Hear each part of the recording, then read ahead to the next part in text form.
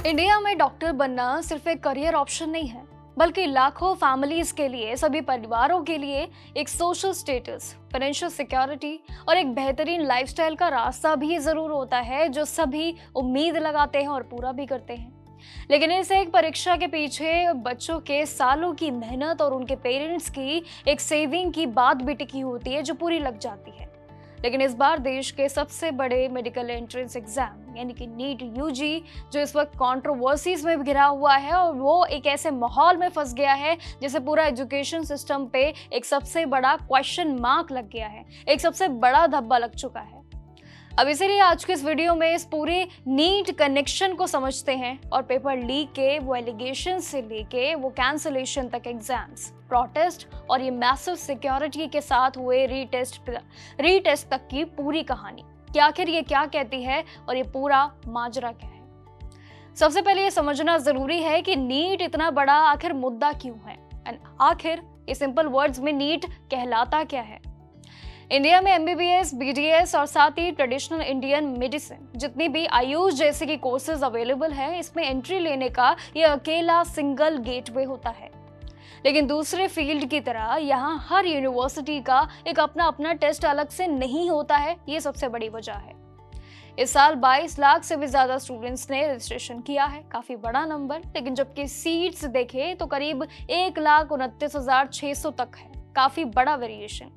Competition भी extreme level पे high, और अगर देखें तो सबसे ज्यादा कंपटीशन नीट में ही है, जिसमें सरकारी सीट्स की सबसे बड़ी लड़ाई और सबसे बड़ी डिमांड होती है, क्योंकि प्राइवेट कॉलेजेस की फीस हर किसी के लिए अफोर्ड करना इतना आसान ही नहीं है। अब इस पूरे गैप की वजह से यहाँ लाखों करोड़ों जितने भी कोचिंग इंडस्ट्री है, इन पे खड़ा होना एक सबसे बड़ी जिम्मेदारी है, और इन सभी बच्चों के लिए सीट्स की लड़ाई भी पक्की हो गई है।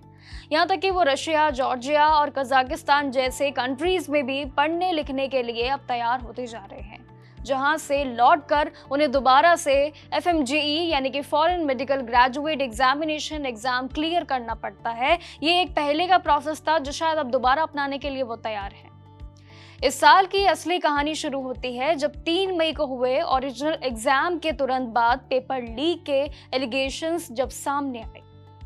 बवाल इतना बड़ा था कि इसमें सरकार को एग्जाम कैंसिल करना पड़ा और साथ ही इन्वेस्टिगेशन चली। CBI भी इन्वॉल्व हुआ और उन्हें भी इन्वेस्टिगेशन में तेजी दिखानी पड़ी। रीटेस्ट की अनाउंसमेंट भी इसी हाल में हुई।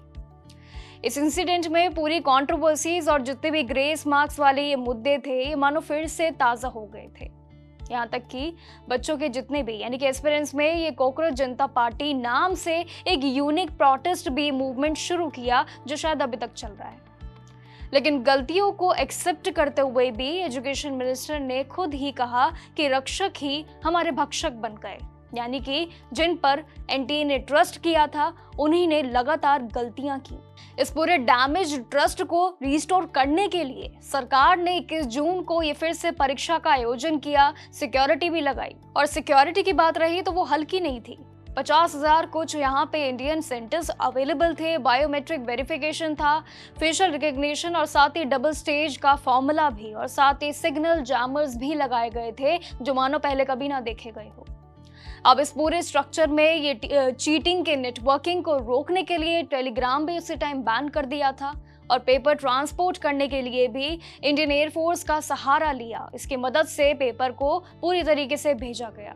अब एनटीए ने भी सोशल मीडिया पे ये चल रहे फेक लीक वीडियोस पे स्ट्रिक्ट एक्शन लेना भी शुरू किया, और साथ ही स्क्रीनिंग की वजह से कई यहाँ पे केसेस के मौके पे मानो जैसे सब चीजों पे लगाम ही लगा दिया। लेकिन उनके हिसाब से ये रीटेस्ट जरूर स्मूथली हो गया, लेकिन शायद हम सब के लिए नहीं।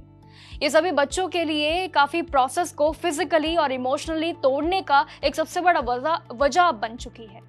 लेकिन शायद उनके हिसाब से यानी कि एनटीए के हिसाब से ये टेस्ट पूरी तरीके से बहुत ही सही रहा, बहुत सरल रहा। लेकिन यहाँ पे एस्पिरेंट्स के लिए ये जितना भी प्रोसेस था, ये फिजिकली, इमोशनली उनके लिए शायद एक तोड़ने वाला एक सहारा था। अब दोबारा परीक्षा की तैयारी करना, फिजिक्स पे खेलना, पेपर के उस डिफिकल्टी लेवल पे जाना और एग्जाम को पूरी तरीके से उसी तरीके से प्लान करना, प्रेशर डालना, ये सबसे बड़ी वजह रही एस्पिरेंट्स के लिए।